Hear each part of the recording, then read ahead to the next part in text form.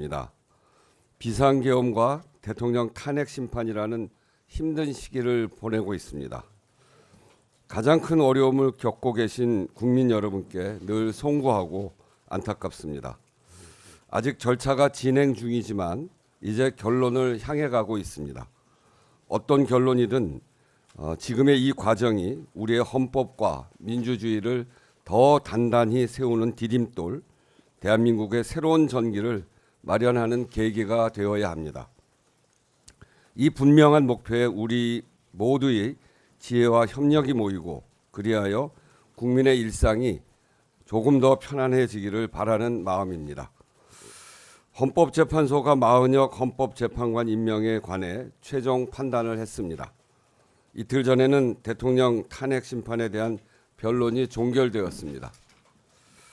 두 개의 사건이지만 국가 공권력의 헌법 준수를 위한 재판, 즉 헌법의 실현을 위한 재판이라는 사실은 같습니다.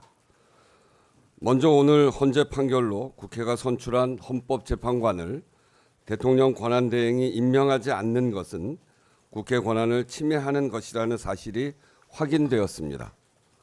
대통령 권한대행은 임명 절차를 조속히 진행하여 헌법재판소 구인체제의 복원을 매듭짓기를 요청합니다. 대통령 탄핵 심판은 최종 선거를 앞두고 있습니다. 그동안 국회는 탄핵 소추의 청구인으로서 충실하게 변론에 임해왔습니다. 국회의 변론은 헌법 수호라는 국회의 사명을 실천하는 과정이었으며 국민 주권과 민주주의를 실현하기 위한 노력이었습니다. 이제 국회는 겸허한 자세로 헌법재판소의 최종 판단을 기다리고자 합니다. 존경하는 국민 여러분, 지난 12월 이후 우리 사회는 극심한 혼란을 겪고 있습니다. 견해차에서 오는 대립과 갈등이 민주주의가 허용하는 수준을 넘어 헌법과 사법체계를 부정하고 폭력을 수반하는 상황에 이르렀습니다.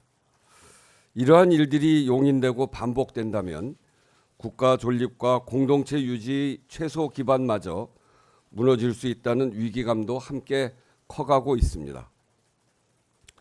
탄핵 심판은 이념이나 정치적 승패의 문제가 아닙니다. 헌법재판소가 판시했듯이 탄핵 제도는 누구도 법 위에 있지 않다는 법의 지배 원리를 구현하고 헌법을 수호하기 위한 제도입니다. 이 사실이 매우 중요합니다. 이러한 헌법 제도에 대한 국민적 신뢰와 지지가 더 이상의 혼란과 위험으로부터 민주공화국을 지키고 국민의 일상을 보호하는 힘이기 때문에 그렇습니다. 치유와 회복의 과정도 바로 여기서 시작될 것입니다.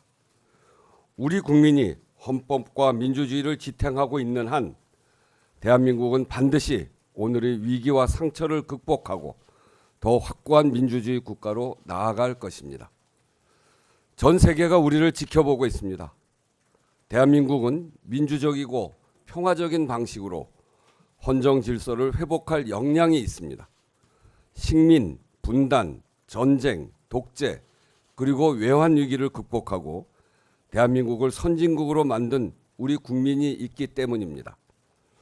정치적 견해의 자유를 존중하지만 폭력은 배제하고 상대방을 비판할 권리를 존중하지만 혐오를 반대하는 성숙한 민주주의로 한 걸음 더 나아가야 합니다. 위기에 처한 세계 민주주의에도 희망이 될 수 있을 것입니다. 모두의 자부심이 될 그 길에 정치와 국회의 소명이 있다고 믿습니다. 헌법재판소 이야기가 나와서 이 기회에 한 가지 더 말씀드리겠습니다. 국회는 지난 연말 국무총리 한덕수에 대한 탄핵소추안을 의결한 바가 있습니다. 이 안건의 의결 정족수에 관한 권한쟁의 심판이 진행 중에 있습니다. 국민적 관심이 많은 사안인 만큼 최근 헌법재판소에서 제기된 두 가지 점에 대해 국민 여러분께도 직접 설명드리고자 합니다. 먼저 탄핵소추안의 본회의 의결에 앞서 이 안건을 법사위에 회부하여 조사할 수는 없었는가 하는 점입니다. 탄핵소추안의 법사위 조사는 본회의 의결로 가능합니다. 법사위 회부 동의안이 안건으로 제출되었다면 의장은 국회법에 따라 당연히 그 절차를 진행하였을 것입니다. 그러나 이 안건은 제출되지 않았기 때문에 본회의에서 심의할 수 없었습니다. 두 번째로 의결 정족수를 본회의에서 의결하는 방안은 이를 실현할 법적 절차와 방법이 없다는 점에서, 또한 그것이 현실적 규범적으로 바람직하냐는 점에서 의결 정족수 판단의 선행 과정으로 삼기 어렵다고 판단했습니다. 이 문제가 논란이 된 것은 탄핵 소추 대상자가 대통령 권한대행인 경우에 의결 정족수 규정은 헌법에 따로 없기 때문입니다. 결국 헌법 해석의 문제인데 이를 국회가 의결로 정할 수는 없습니다. 헌법, 국회법 어디에도 특정 안건의 의결 정족수를 정하는 안건을 상정할 절차와 방법이 없기도 합니다. 서로 방법이 있다고 하더라도 바람직하지 않습니다. 의결 정족수를 결정하는 의결에도 정족수가 필요한데 여기에는 국회법에 따라 일반 정족수가 적용될 수밖에 없습니다.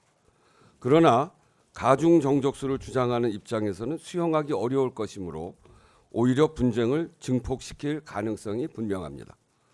무엇보다 헌법 해석의 문제를 국회 의결을 통해 해결하는 것은 국회의 정당 의석수 변화에 따라 헌법의 해석이 달라지는 결과를 초래할 수 있습니다. 헌법의 안정성을 해치는 일입니다.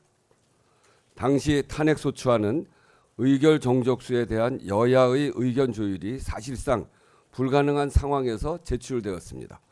따라서 의장은 현행 법규와 헌법 학회, 국회 입법조사처의 의견을 종합적으로 검토하여 이를 판단하고 의사 진행을 하였습니다.